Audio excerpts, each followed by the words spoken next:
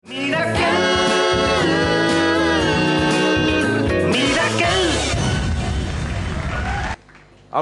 Zero figure নিয়ে কোনো কথা বলতে চাই না, এখানে কোনো কথা বলতে চাই না, বরং আমরা এগিয়ে যেতে চাই আমাদের নেক্সট ফিগারের দিকে। Please welcome. ও গায়ে মাখলো কেন? অনেকক্ষণ থেকে অনেক কথা বলছো কেন? ও গায়ে মাখলো কেন? ওকে আমি কিছু বলেছি? তুমি চাও এই মুহূর্ত থেকে তোমার সাথে আমার বিবাদ ঘটুক? না, হাবড়া সাথী লেখাও চায় না সেটা।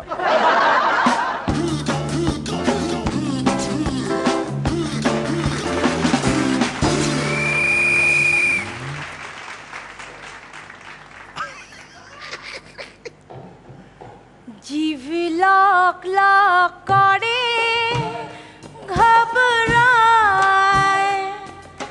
ঘাবড়ালেও কি হবে, লক হওয়ার নামটি নেবে না।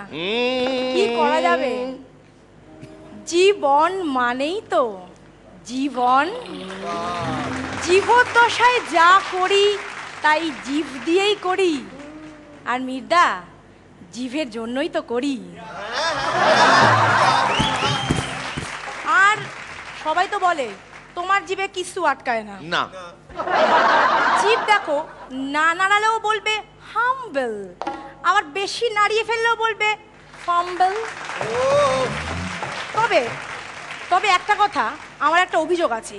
বিউটি পার্লারে গিয়ে আমরা ভুরু চর্চা করি, চুল চর্চা করি, জিভের বেলায় কোনো চর্চা নেই কেন? যা চর্চা তা তো করেছে ওই কয়েকজন ব্যাকরণবিদ, তাও আবার তার এক বর্ণ আমি বুঝি না। হ্যাঁ, আছে তো ওই পাতলা ফিনফিনে জিভ ছোলা, তার আবার একটাই মাত্র ব্র্যান্ড অ্যাম্বাসেডার, ওই ফিনফিনে রাজীব। হ্যাঁ, যেটা বলছিলাম, জিভটা কিন্তু আমাদের প্রধান অস্ত্র। তেলটা তো আর হাত দিয়ে মাখাই না। এরপরেও আবার বলি খুব সরি, স্লিপ অফ টাং।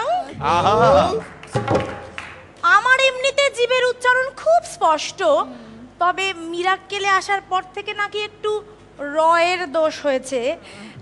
শুভঙ্করদা সবসময় সাবধান করছে, সাথী লেখা এরপর তো বাড়ি যাবে, তোমার মেয়ে রয়েছে, কি বলবে একবার ভেবে দেখেছো? রমা এসেছো? ব্যাপারটা অবশ্য খুবই সেনসিটিভ।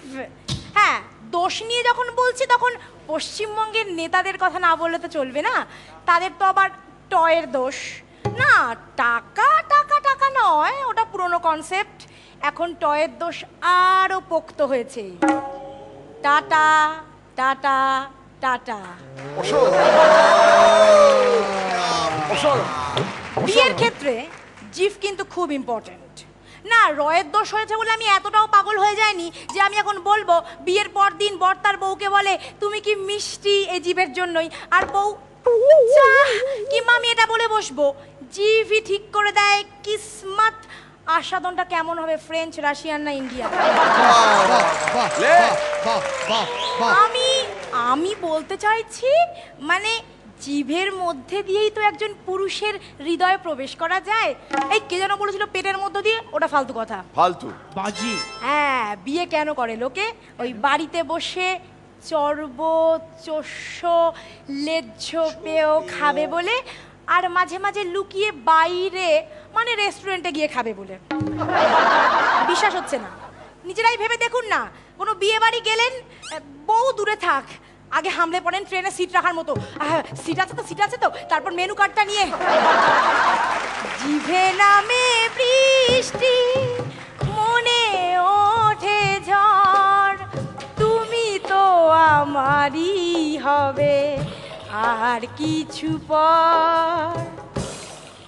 আপনার বাড়িতে আর্সেনিক মুক্ত জল না থাকুক, জিভের জলটা ঠিক আছে। এই শুনুন, যেমন নিয়ম করেই নখ কাটেন, চুল কাটেন, কেউ কেউ অবশ্য আবার ফিতেও কাটেন। প্লিজ কথায় কথায় জিভ কাটবেন না তো, ওটার পেটেন শুধুমাত্র মা কালীর। হ্যাঁ, যেটা বলছিলাম, জিভ ডাক্তারদের খুব প্রিয়। আপনি কোনো ডাক্তারখানায় গেলেন, টর্চ নিয়ে হাঁ করুন তো, আচ্ছা একটু বড় করে বার করুন, আরো বড় বার করুন, বাবা আলজিবের থেকে সব ভিতরের কথা যেন বের করে নেবে। তাও যদি একটু জিভ ফ্রেন্ডলি ওষুধপত্র দিত। জিভ একজন মহাপুরুষ তো বলেই গেছেন, জিভে প্রেম করে যেই জন, সেই জন সেবিছে ঈশ্বর। ওই জন্যই তো সব শুভ অনুষ্ঠানের শুরু হয় জিভ দিয়ে, আর শেষটাও তো ওই জিভ দিয়ে। আহ,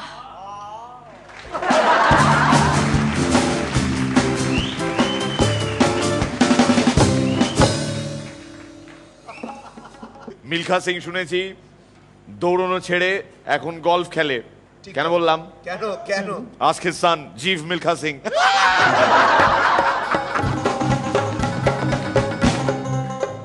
very good, excellent script, excellent. পরান্দা খুব ভালো, এবং টোটাল ব্যাপারটা এত কনফিডেন্টলি হয়েছে এবং এনজয় করেছো। গ্যাপ, তার পজ, পাঞ্চ, সমস্ত কিছু ভীষণ ভীষণ ভালো হয়েছে। Very good. শ্রীলেখা আজকের এখনো পর্যন্ত বেস্ট পারফরমেন্স তো আনডাউটেডলি বলা যায়। তাছাড়া তুমি যে কি ভালো অভিনয়টাও রপ্ত করেছো সাথীলেখা, আমি মুগ্ধ হয়ে সেটা দেখছিলাম। এই যে পজগুলো যেগুলো নিচ্ছ, তার সাথে তোমার এক্সপ্রেশনস, একটা কথার মধ্যে যে ডুয়েল মিনিংগুলো বের করছো, সেটা তোমার এক্সপ্রেশনসে সেটা কমিউনিকেটেড হচ্ছে। I am taken aback. Excellent.